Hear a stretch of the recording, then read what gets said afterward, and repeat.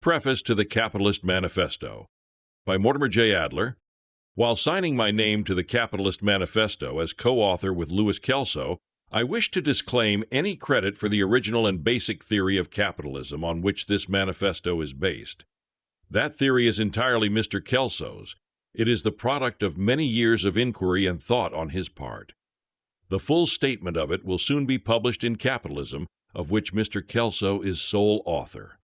I would also like to explain how I came to appreciate the critical importance of the theory of capitalism, and why I felt that its revolutionary insights and program should be briefly summarized in the form of a manifesto addressed to all Americans who are concerned with the future of a democratic society, with the achievement of the fullest freedom and justice for all men, and above all, with a 20th-century reinterpretation of everyone's right to life, liberty, and the pursuit of happiness. In the 20 years or more in which I have been developing a theory of democracy as the only perfectly just form of government, I slowly came to realize that political democracy cannot flourish under all economic conditions. Democracy requires an economic system which supports the political ideals of liberty and equality for all. Men cannot exercise freedom in the political sphere when they are deprived of it in the economic sphere. John Adams and Alexander Hamilton observed that a man who is dependent for his subsistence on the arbitrary will of another man is not economically free and so should not be admitted to citizenship because he cannot use the political liberty which belongs to that status. If they had stated this point as a prediction, it would have been confirmed by later historic facts. The progressive political enfranchisement of the working classes has followed their progressive economic emancipation from slavery and serfdom or from abject dependence on their employers. As I first saw the problem, it came to this: what is the economic counterpart of political democracy? What type of economic organization is needed to support the institutions of a politically free society? The answer suggests itself at once, at least verbally: economic democracy. But we do not really have an answer unless we can give concrete meaning to those words. We begin to form some notion of the economic counterpart of political democracy, or of the economic substructure needed to support free political institutions, when we recognize that it must involve two things. One, economic liberty, i.e., the abolition of all economic slavery, servitude, or dependence.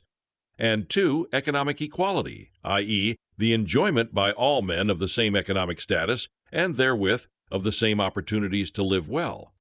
But what do we mean by the abolition of all forms of economic servitude or dependence? Certainly that no man should work as a slave, but that by itself would hardly seem to be enough. In the whole of the pre-industrial past, economic freedom was thought to depend on the possession of sufficient property to enable a man to obtain subsistence for himself and his family without recourse to grinding toil. In the oligarchical republics or feudal aristocracies of the past, the few who enjoyed the political freedom of citizenship or noble rank were always men of relatively independent means. The principle of universal suffrage in our democratic republic now confers the political freedom of citizenship on all. If that is effective only when it is accompanied by economic freedom, are we called on to envisage a society in which all men will have the same kind of economic independence and security that only the few enjoyed in the past? The question of what is meant by economic equality is even more difficult. We can be sure of only one thing. Economic equality cannot mean equality of possessions any more than political equality means equality of functions.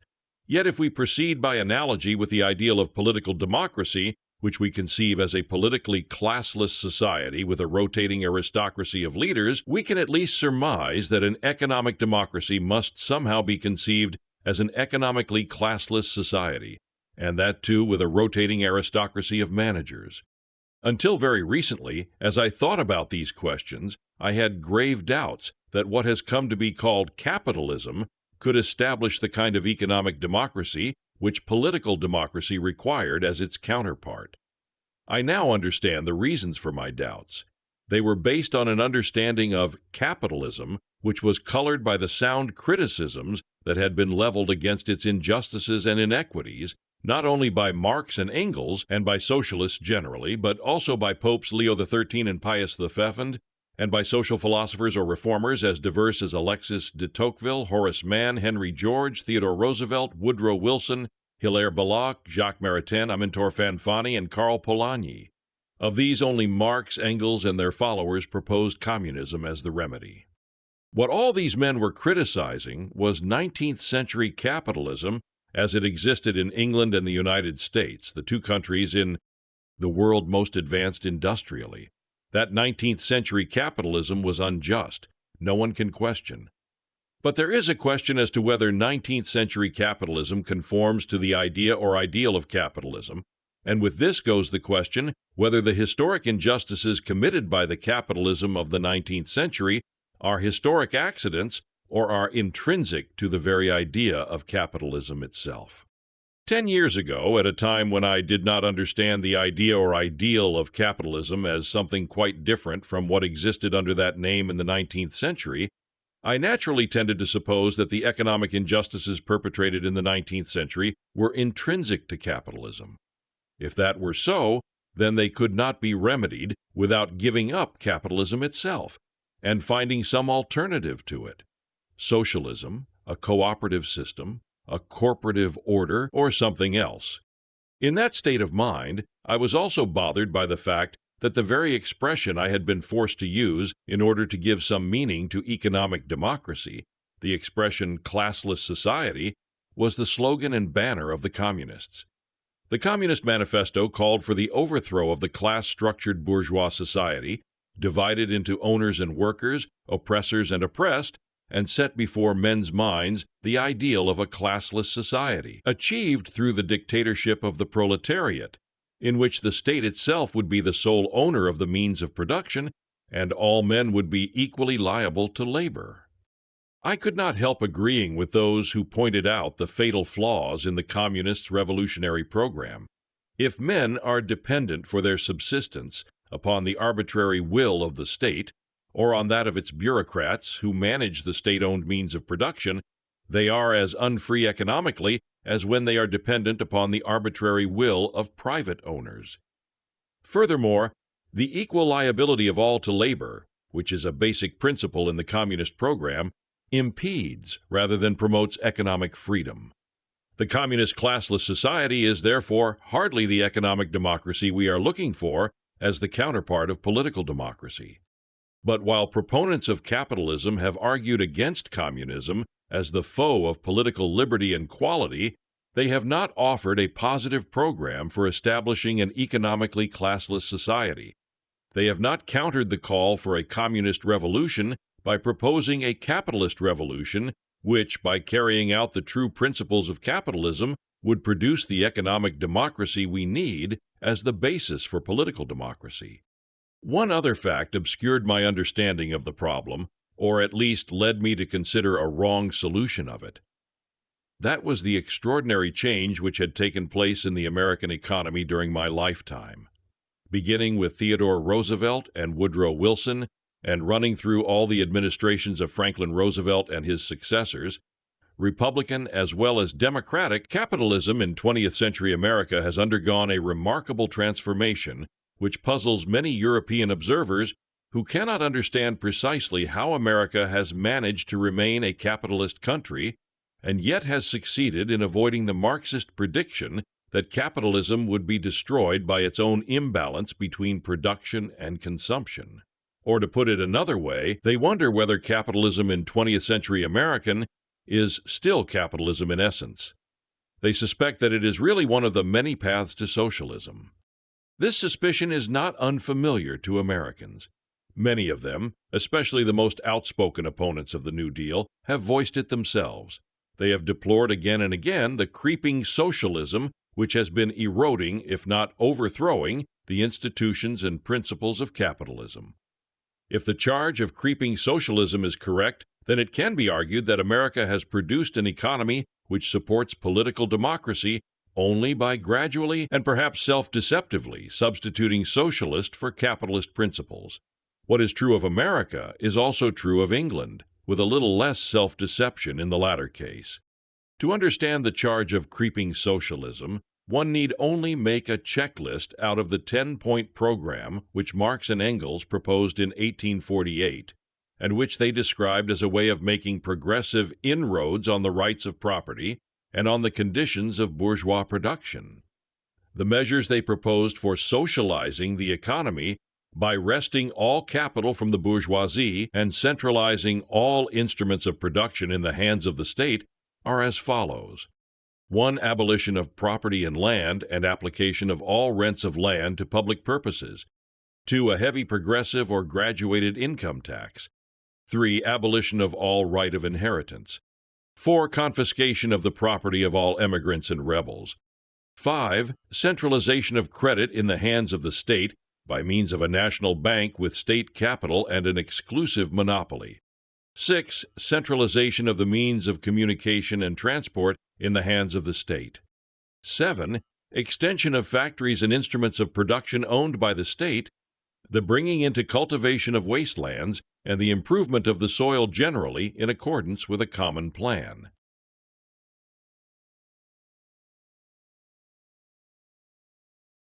Nine, combination of agriculture with manufacturing industries, gradual abolition of the distinction between town and country by a more equable distribution of population over the country. 10. Free education for all children in public schools, abolition of children's factory labor in its present form, combination of education with industrial production, etc., etc.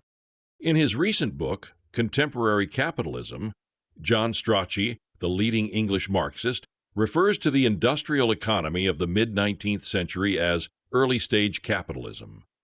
That was capitalism prior to political democracy, prior to the technological advances which accelerated capitalization, and prior to the enactment in whole or in part of the revolutionary measures proposed by Marx and Engels. Strachey refers to contemporary capitalism, the capitalism of England and the United States in the middle of the 20th century, as latest-stage capitalism.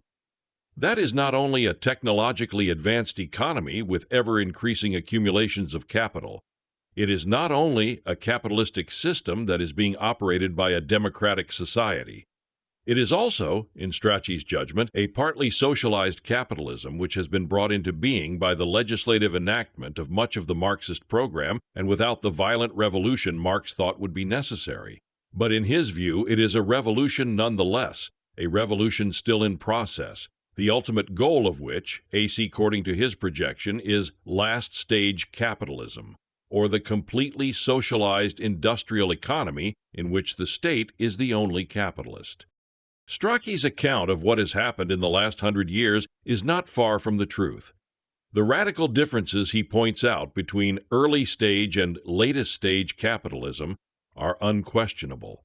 His description of the present economy of England and the United States as partly socialized capitalism is accurate, but his notion that the process of socialization must be completed to remove the inherent conflicts between capitalism and democracy is as wrong as it can be. The socialization of the economy can be completed, according to Strachey, only when the abolition of private property and the means of production replaces the present, highly attenuated private ownership of capital. But when that happens, all capital property must be vested in the state. And then, as Milovan Djilas has pointed out, you have a new class of owners, the bureaucrats who form the managerial class in a totalitarian state.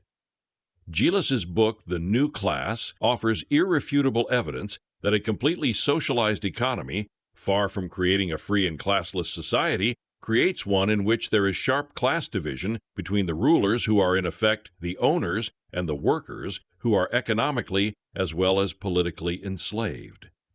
In the light of it, we can see clearly that it is socialism, not capitalism, which is essentially incompatible with democracy. For many years I was prone to some of the errors and fallacies which blind socialists to the truth about capitalism and democracy. They are shared by many Americans, including our leading economists, who, while they would not go as far as Strachey, nevertheless think that the progressive socialization of the economy during the last 50 years has been an advance toward the ideal of the democratic society. It was precisely these errors in my own thinking which made me doubt that capitalism as such, i.e., not creeping socialism disguised as capitalism, could create the economic democracy. the economically free and classless society, which would provide the very soil and atmosphere in which political democracy can prosper. These errors remained with me until I became acquainted with the thought of Louis Kelso. According to Mr. Kelso's theory, capitalism perfected in the line of its own principles, and without any admixture of socialism, can create the economically free and classless society which will support political democracy, and which, above all, will help us to preserve the institutions of a free society. In what we have become accustomed to call the worldwide struggle for men's minds, this conception of capitalism offers the only real alternative to communism, for our partly socialized capitalism is an unstable mixture of conflicting principles, a halfway house from which we must go forward in one direction or the other. No one with any sense of justice or devotion to democracy would wish to go back to capitalism in its original or primitive form. No one with any sense of the scientific industrial revolution that is just beginning and which will transform our society in the next 100 years would regard our present partly capitalistic and partly socialistic arrangements as constituting a system that is capable of maintaining itself statically in spite of its obviously unstable equilibrium between two opposing forces. One is the tendency toward socialization and the attenuation of property rights in capital. The other is the effort to retain the vestiges of private property in capital. In one direction lies the goal of the socialist or communist revolution. In the other, by means of giving full strength to the rights of private property in capital, while at the same time harmonizing those rights with the applicable principles of economic justice, lies the goal of the capitalist revolution. The latter is clearly the better of the two revolutions, even if both, by virtue of technological advances administered for the welfare of all men, were able to achieve the same high standard of living for all. A high standard of living is at its best a plentiful subsistence, consisting of the comforts and conveniences of life. It does not by itself ensure freedom or the good life. It is compatible with slavery to a totalitarian state and with subservience to the wrong ends. There is all the difference in the world between a good living and living well. The goal of the capitalist revolution, as Mr. Kelso sees it, is not economic welfare as an end in itself, but rather the good human life for all. In achieving this end, the capitalist revolution will not sacrifice freedom for welfare. It will secure liberty as well as equality for all men. It will subordinate economic to political activity, the management of things to the government of men. Mr. Kelso gave me the opportunity to read the manuscript of a book about capitalism which he first drafted some 10 years ago. In the last 2 years, I have had many conversations with him while he has been in the process of rewriting that book, which is now completed. In the course of these conversations, we have both come to see the broad philosophical and historical significance of the fundamental tenets of a sound theory of capitalism. It was with these discoveries in mind that I persuaded Louis Kelso to engage with me in the writing of the Capitalist Manifesto.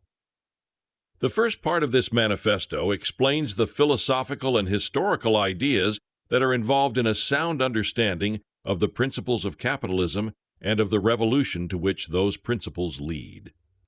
The second part sets forth a practical program which we believe is a feasible way of accomplishing the capitalist revolution in the United States within the next 50 years. By making our society a pilot model of democratic capitalism, we can also make the United States the world's leader in the march toward freedom and justice for men everywhere. San Francisco, February 1958.